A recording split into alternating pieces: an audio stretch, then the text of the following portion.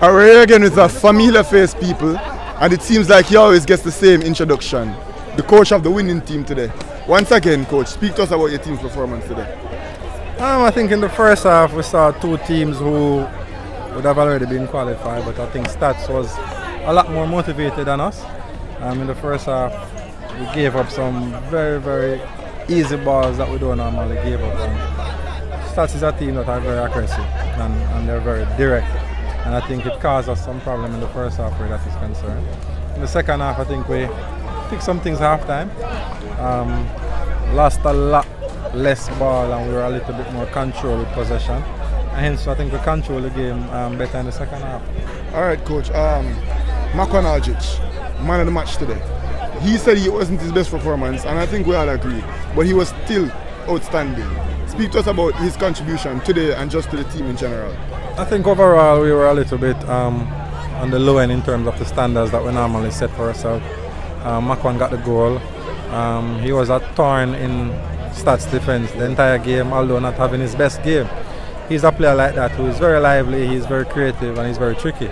So a player like that will always cause opposition problems. Coach, one player that's gone under the radar is the Jamaican College's goalkeeper. You know, I've been observing him, but nobody has really been giving him the roses that he deserves. Speak to us about your goalkeeper.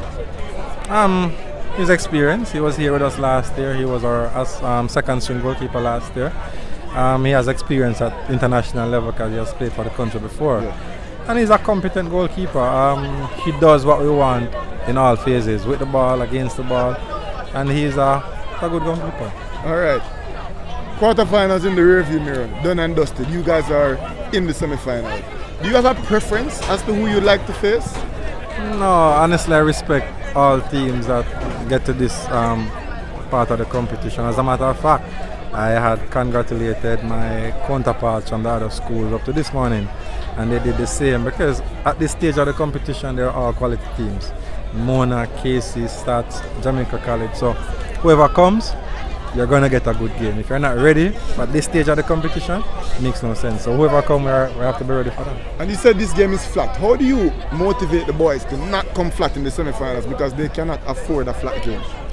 I tell you the honest truth, if this game was a game that either team needed to win to go to the next round, you would not see a performance like that. So I think it's hard to motivate them, especially when the results or the passage to the next round has been secure.